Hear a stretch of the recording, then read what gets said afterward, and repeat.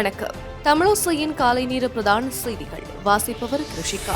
தலைப்புச் செய்திகள். ஜனாதிபதி தலைமையில் முக்கிய அமைச்சரவை கூட்டம் இன்று. ராணுவ வாழ்வில் பெற்ற அனுபவமே தன்னை ஜனாதிபதியாக்கியது, கோட்டாபாய பெருமிதம். ஒரே நாளில் 55 இந்திய மீனவர்கள் கைது, விடுவிக்குமாறு வலுக்கும் கோரிக்கைகள். யாழ் பல்கலைக்கழக மாணவர்களிடையே மோதல், 5 கைது. மாகாண சபை தேர்தலை ஒத்திவைக்கும் யோசனை இல்லை என்கின்றார் தினேஷ் குணவர்தன. இனி விரிவான செய்திகள். மிக முக்கியமான தீர்மானங்களை எடுக்கும் வகையில் அமைச்சரவை கூட்டம் ஜனாதிபதி கோட்டாபாய ராஜபக்ஷ தலைமையில் இன்று இடம்பெறவுள்ளது. நாட்டில் நிலவும் நிதி நெருக்கடிக்கான தீர்வுகள், புதிய ஆண்டில் அமைச்சரவை மற்றும் அதிகாரிகளின் மாற்றங்கள் குறித்து இதன்போது கலந்துரையாடப்பட உள்ளது. அமைச்சரவை மாற்றம் இடம்பெறவுள்ளதாக தகவல்கள் வெளியான நிலையில் இன்றைய அமைச்சரவை கூட்டம் இடம்பெறவுள்ளது.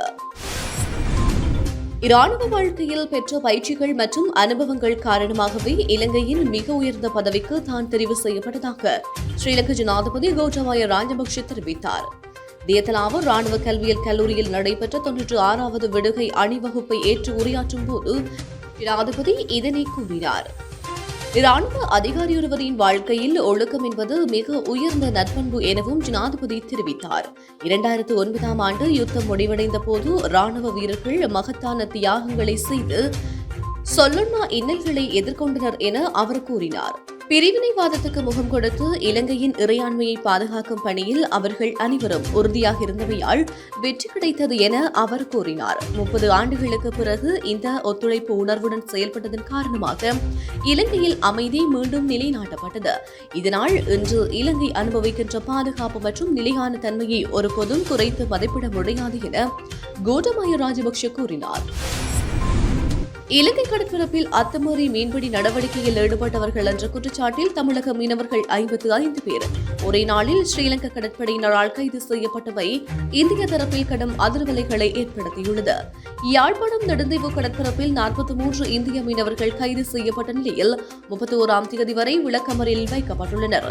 அத்துடன் ராமேஸ்வரம், தங்கச்சி மடம் பகுதிகளைச் சேர்ந்த 12 மீனவர்கள் தலைமன்னார் கடற்பரப்பில் வைத்து கைது செய்யப்பட்டுள்ளனர். 12 மீனவர்களை தலைமன்னார் கடற்பரப்பினர் கைது செய்து தாழ்வுபாடு கடற்படை முகாமில் தடுத்து வைத்த நிலையில் நேற்று இரவு மன்னார் நீரியல் வள திணைக்களத்தினரிடம் ஒப்படைக்கப்பட்டுள்ளனர். மேலதிக விசாரணையின் பின்னர் குறித்த 12 மீனவர்களும் மன்னார் நீதவான் நீதிமன்றில் இன்று ஆஜர்படுத்தப்படவுள்ளனர். யுத்தத்தினால் அனைத்தையும் இழந்த வடக்கு மீனவர்களை மீண்டும் மீண்டும் துன்பப்படுத்தும் செயல்பாடுகளை தமிழக உறவுகள் நிறுத்த வேண்டும் என்று கடற்றொழில் அமைச்சர் டக்ளஸ் தேவானந்தா பகிரங்க வேண்டுகோள் விடுத்துள்ளார். இலங்கை கடற்பரப்பில் அத்துமீறி நுழைந்து மீன்பிடித்துக் கொண்டிருந்த 55 மீனவர்கள் கைது செய்யப்பட்ட நிலையில் அவர் இதனை கூறியுள்ளார். இந்திய கடற்றொழிலாளர்களினால் கடல் வளங்கள் எந்தளவுக்கு அநியாயமாக அளிக்கப்படுகின்றன என்பதற்கு இந்திய மீன்பிடி படகுகளிலிருந்து கைப்பற்றப்பட்ட பல மெட்ரிக் டன் மீன் குஞ்சுகளே சாட்சிகளாக இருக்கின்றன என அவர் கூறினார். இவ்வாறு பெருந்தொகையான மீன்வளம் யாருக்கும் பயனற்ற முறையில் நாள்தோறும் அளிக்கப்படுகின்றது. அது மாத்திரமன்றி எமது கடற்றொழிலாளர்களின் வலைகளையும் நாள்தோறும் இந்திய மீன்பிடி கலன்கள் அறுத்து நாசம் செய்து கொண்டிருக்கின்றது. இதனால் எமது கடற்றொழிலாளர்கள் வாழ்வாதார பிரச்சினைகளை எதிர்கொள்வதோடு எமது கடல் வளமும் நாசமாக்கப்படுகிறது என அவர் கூறினார். யாழ் பல்கலைக்கழகத்தில் கல்வி கற்றும் சிங்கள மாணவர்களிடையே ஏற்பட்ட மோதலில் 5 பேர் காயமடைந்துள்ளனர். இந்த மோதல் சம்பவம் நேற்று மாலை பால்பண்ணி வீதியில் உள்ள விடுதியில் இடம்பெற்றுள்ளது. பல்கலைக்கழக மாணவர்கள் சிலர் மதுபான விருந்தில் கலந்து கொண்ட போதே மோதல் ஏற்பட்டதில் காயமடைந்துள்ளனர். காயமடைந்தவர்கள் யாழ் போதனா வைத்தியசாலையில் அனுமதிக்கப்பட்டுள்ளனர். மாகாண சபை தேர்தலை ஒத்திவைக்கும் யோசனை அமைச்சரவையில் சமர்ப்பிக்கப்படவில்லை என அமைச்சர் தினேஷ் குணவர்தன தெரிவித்துள்ளார். கெலியோயா பிரதேசத்தில் உள்ள விகாரையொன்றில் இடம்பெற்ற நிகழ்ச்சியின் பின்னர் ஊடகவியலாளர்களிடம் எழுப்பிய கேள்விக்கு பதிலளிக்கும் போதே அவர் இவ்வாறு தெரிவித்தார். மாகாண சபை தேர்தல் பிற்போடப்பட உள்ளதாக சிலர் கூறுகின்ற போதிலும் அது தொடர்பான எந்தவொரு அமைச்சரவை பத்திரமும் சமர்ப்பிக்கப்படவில்லை என அவர் கூறினார். எந்த தேர்தலையும் உரிய வகையில் நடத்த வேண்டும் என்ற நிலைப்பாட்டிலேயே அரசாங்கம் உள்ளதாகவும் அவர் சுட்டிக்காட்டினார். தேர்தலுக்குரிய காலம் வந்தால் இது தொடர்பில் நடவடிக்கை எடுக்கப்படும் என அவர் கூறினார். அதேவேளை மாகாண சபை தேர்தலை விரைவில் நடத்துமாறு தமிழ் கட்சிகள் மற்றும் ஐக்கிய மக்கள் சக்தி கட்சி ஆகியன கோரிக்கை விடுக்கின்றமை குறிப்பிடத்தக்கது. மேன்முறையீட்டு நீதிமன்றத்தின் அறிவுறுத்தலுக்கு அமைய சமையல் எரிவாயுவை விநியோகிக்குமாறு எரிவாயு நிறுவனங்களுக்கு நுகர்வோர் பாதுகாப்பு ராஜாங்க அமைச்சு பணிப்புரை விடுத்துள்ளது.